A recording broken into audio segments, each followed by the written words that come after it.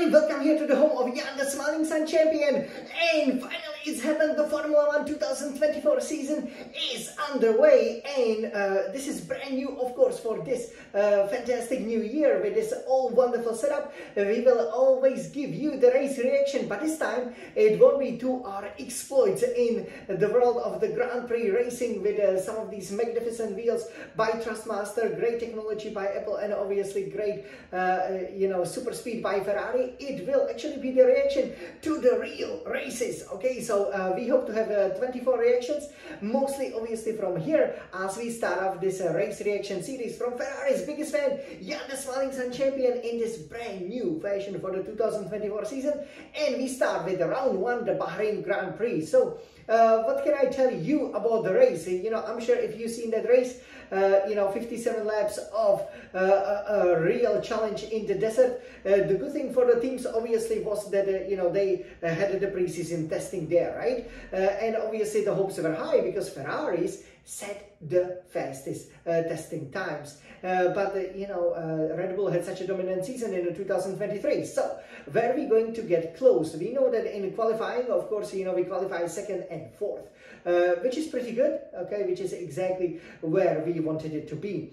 How about for the race? Well, we will show you, I think, the 3, perhaps 4 major moments, featuring the Ferrari cars here from the official race highlight. But I have to say, overall, it was a disappointing race. Not that much has happened. It reminded me a little bit of the Bahrain Grand Prix back in 2010. That's right. I've been following and pretty much seeing almost every race, either live or the full, race, since 1998.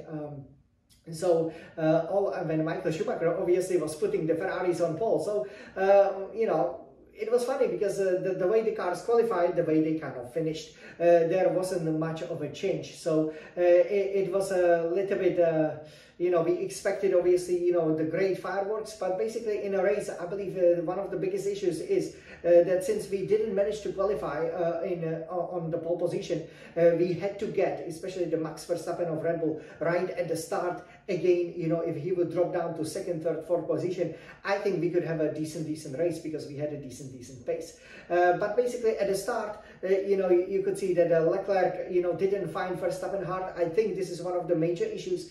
This is Formula 1. You're driving that red Ferrari. Lewis Hamilton will be your teammate next season, and you gotta make sure that you deliver the performance the Ferraris deserve. So you gotta try. You've qualified 2nd. You get Verstappen right at the beginning because this is the best chance to obviously win the race. Also, the DRS would be enabled after lap 1, so that was a big change. But it actually created more of the DRS strain, so it wasn't like the cars would overtake each other a lot.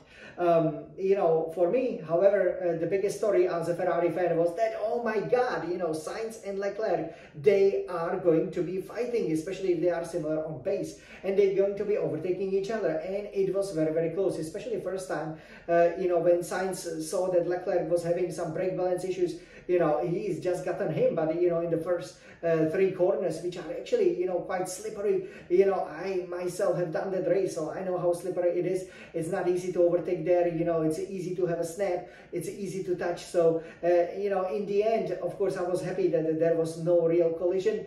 Then obviously after the first pit stop, Leclerc managed to jump Sainz because he had to simply stop early since he was struggling and went from 2nd to 5th. But then Sainz again would overtake him at the end of the start-finish straight. And yes, in the end, then Sainz had a good overtake also on George Russell. So despite starting 4th, he finished 3rd on a podium.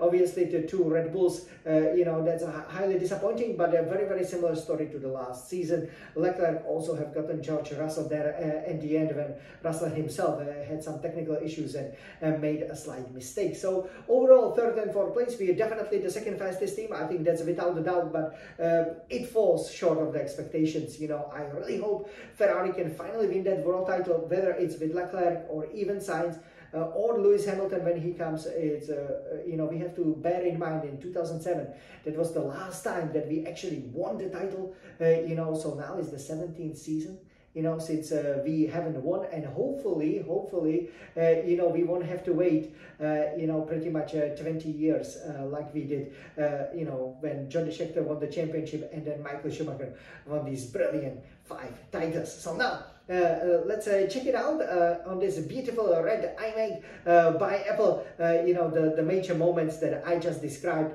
Overall, again, I'm a little bit disappointed, and this is basically how the race unfolded. So here, let me be a little bit careful. We have a fragile setup. So yeah, here we have the top 10. Okay, so basically, as you can see, the finishing position, obviously, Verstappen, finished by 22 seconds from Perez, and then we had Carlos Sainz, 25 seconds. That seems like a lot, but I do believe, we can definitely find, at least that half a second, to fight with them in plenty of tracks in the 2024 season. This is how it finished. And yeah, I hope that you guys enjoyed this very, very special edition, the first edition of the race report from the actual Formula 1 race, so the Bahrain Grand Prix. Again, we got 3rd and 4th place. We are firmly 2nd in the World Championship, 3rd and 4th in the drivers. Nothing is lost. We pretty much maximize the chances. I think 2nd and 3rd would be the maximum we could have won, and gotten maybe even 1-2 with obviously a perfect start, which we sadly didn't. That was round 1, the Bahrain Grand Prix of the FIA Formula 1 2024 season. We will see you only in a week's time in Saudi Arabia once we take on the street circuit in Jeddah. Let's go, Forza Ferrari! We can do this!